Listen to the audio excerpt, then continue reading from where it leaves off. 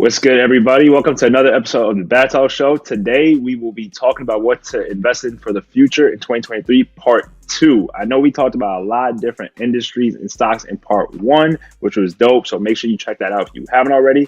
But today, we're going to talk about new industries that you probably have not heard of. We're going to share a screen and all the links so you can follow along. But let's just get started with it, right? So the first thing we want to talk about is 3D printing, right? So a lot of you guys have probably been hearing about this a little bit, but not really in detail, right? And we want to break it down for you guys. But before Rel kind of dives in and gives you a breakdown of everything, I just wanted to share the technical definition, right? So when you look at it, what is 3D printing? It's really a manufacturing process that creates a physical object from a digital design, right? And the process works by laying down thin layers of material in the form of liquid or powdered plastic, metal, or cement, and then fusing the layers together on top of each other. So that's what you have to kind of imagine. And it might sound complicated, but we're going to break it down right now. So go ahead, Ro. Yeah, for sure. And I'm excited about this one, bro, because we got some real cool technologies that I feel like people have never heard of. And honestly, the companies that we're going to talk about today are going to go to the moon for real, for real. So I need y'all to tune in. But 3D printing is amazing. It's an amazing technology. They're already printing fully functioning cars, full dinners, literally dinners 3D printed, which is weird. I wonder how that tastes. Functioning body parts, ventilators from COVID, they were making those with 3D printing. So there's like literally healthcare benefits when you could get from this technology. And the benefit with 3D printing is like, yes, it already exists in many supply chains. So you can use it in so many different industries. That's the benefit, where it's like industries can now manufacture off of 3D printing, which is way more cost effective and less time consuming. So that's the benefit. The only thing that's a little bit negative right now is it's still early in its stages, right? So it's not as fast as other methods. So it's still being developed. But once they find out how to speed up the 3D printing process, like they're making houses off of 3D printing, bro. Literally, like think about the type of, it is so much more cost effective and less time consuming. So like I said, stay tuned on this. You want to make sure you're looking into companies that are into 3D printing companies, excuse me.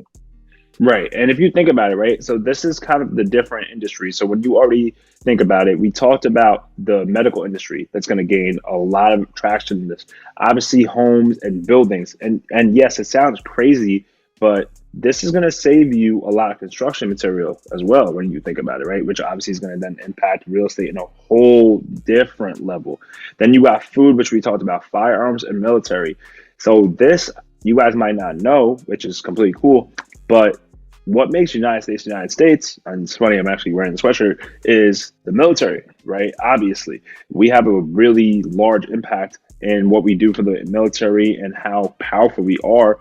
So with 3D printing, that kind of gets even more powerful, depending on, once again, the cost of the material that's being inputted into this. You have other things that relate to manufacturing, right? Musical instruments, so that industry changes. Anything you could essentially imagine. So there's a lot that goes into it. And just another thing for my startups out there, guys, if you guys want to have a prototype, like an MVP model of what you're really making, you don't have to worry about having a whole building or a whole actual big producing type of product already. You can just have a 3D printed model, and it's a lot cheaper because you don't have to put as much time into it, depending on where you are in the process, obviously, right? It can be expensive, but it depends on where you are. So yeah, that's going to help that industry too. Yeah, and according to Acumen Research, they say global 3D printing, the global 3D printing market is expected to reach 41 billion by 2026. So this is a growing industry. So definitely want y'all to stay in tune with that. And with that being said, let's head into climate technology. So climate technology is exactly what it sounds like. Like it's technology that's going to help with the climate. And so if you were looking into the different issues that are affecting our world right now, it's kind of like pick one and then find the solution and find the companies that are providing that solution and invest in those. You know, so one I want to highlight today for sure is water. So I don't know if y'all know, but this water thing is a serious issue. A lot of us are privileged here in America where we don't even like really realize it. So first of all, only 3% of the world's fresh water 3% of the world's water is fresh, rather. Okay, and 2/3 of that is stuck in frozen glaciers, or it's not even available. Okay. Also, 1.1 billion people lack access to water. 2.7 billion find water scarce for at least 1 month a year. Billions, right? Billions. So clearly, water is extremely scarce. And they say that by 2025, 2/3 of the world's population may face a water shortage. So that's major, and that's not that far away. 2025 is a few years away. We're about to be in 2023 for that's like 2 years away. That's going to be Right. 2/3 of the world's population. So you need to find companies that are dealing with this issue. And one that you could look into is Xylem. The ticker is XYL. Okay, they're providing solutions for this. You could also look into Waters Corporation. And like we always say, how about getting an ETF? And I know you're pulling up XYL right now. That's what people can see on the screen. They're working, right? They're in progress to really start changing the world. And then the ETF you could look into is PHO. That's the water ETF, because there's other companies that are providing solutions besides Xylem and Waters Corporation. There's more into it. So PHO is the Invesco Water Resources ETF. They're just now getting started for real. They're about to take off, because I just told y'all the stats. I told y'all the shortage of water. It's getting more and more serious, whether you notice it or not in your privileged state in America. My overseas listeners might understand what we're talking about, where this is a very serious issue. So look into these companies that are addressing it. That's a fact. I mean, you're definitely hinting on water for sure. One of the biggest things I think about, because when you think about climate technologies, it's not only water, it's also solar and wind that goes into it, right? So that is right here, that is, as you guys can see, something that you guys might have already noticed that America was pretty big on, and Elon was pretty big on. Elon Musk, when I say Elon, first name basis, you heard. But essentially, it's like solar panels, right? A lot of countries have been doing this, and that's going to be a key focus on this as well. So when you think about it, if you are able to jump in on this early enough and you identify those companies or just ETFs, it could help you, because obviously the more we focus on energy, the more we focus on the climate, the better the world's actually going to be able to survive. And that's something we all want, right? At the end of the day, because we want to be able to live. But that's going to cover that one. The third topic that we want to talk about is cybersecurity. Now, it's pretty much a known topic around corporate America if you think about cybersecurity. But a lot of people have probably heard about cybersecurity or been impacted by it because they were jumping in on Facebook. And when that whole hack happened, that was cybersecurity, right? So a simple definition before we go into a bunch of different detail for you guys is cybersecurity is the art of protecting networks, devices, data from unauthorized access or criminal use. So that's as simple as that. I'm not going to go into too much detail because that's honestly very, very simple. You just want to protect your data at the end of the day from hackers. So we have a bunch of different information on this. So, Rel, go ahead. Yeah, bro. So the cybersecurity market is expected to hit 345 billion by 2026, which, like once again, it's not that far away. This is a growing industry. Cybersecurity is extremely important. We already talked even on last episode about data.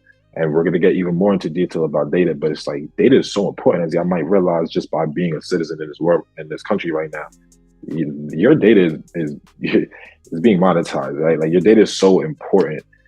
Companies right now are trying to consume as much data as they possibly can, so that they can fuel their AI models with more information. We talked about that last episode, so if you haven't seen it, please check that out, because AI is a huge part of the future, and AI is driven off of data. So if data is so valuable right now, it's like gold, then guess what? You're going to want to protect that gold. And how do you do it? Cybersecurity. It's like we said, it keeps precious data safe. And an ETF you could look into for cybersecurity is called the Bug ETF. They called it the Bug, right? BUG, Bug ETF. It's a really good one. I love their holdings, and their top holding in there is actually Palo Alto Networks. And I love Palo Alto as a company, so I want y'all to look into it. We're never going to tell y'all exactly what to invest into. We're just going to tell y'all what to do research on. Palo Alto is that company. It's their top holding for a reason. They have advanced firewalls to protect data, and a couple others in there that they have in the Bug ETF for like Zscaler and as well as CrowdStrike. I love all three of those, but Palo Alto is definitely a favorite of mine if I had to choose. So that's what I got to say on cybersecurity.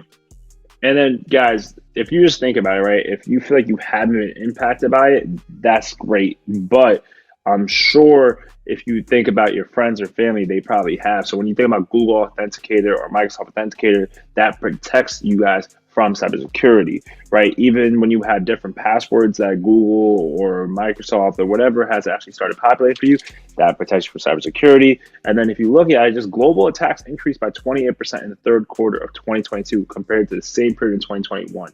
The average weekly, keyword weekly, attacks per organization worldwide have reached over 1,130. So every week, this is occurring, right? An increase of 18% of cybersecurity is happening in education and research. The health sector. So I know y'all probably heard about the CVS attack that happened way before. This was part of it, right? So this is going to continue. It's not stopping. And a lot of people have actually said the next world war is going to be cyber related, not really physical related. So that's another point to think about it when you think about cybersecurity and protecting yourself and getting involved in the right companies. Yeah, and you've seen it this year too, with Russia and everything. There's a whole cyber warfare that was going on with that as well. Russia's major with that. So, like you said, this is it's relevant now, and it's going to only be continuously more relevant going forward. So I agree, bro. That's a fact. And then last but not least that we want to talk about today is digital twins, right? So you guys might be wondering, once again, what that really is. So, Rel, you could definitely explain it, but right now it's just a simple definition for you guys. This is directly from IBM themselves.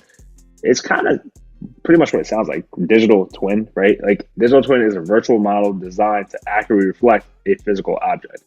So digital and twin just basically on a physical format. Yeah, literally, bro. Literally, like it's a digital replica of something in the real world.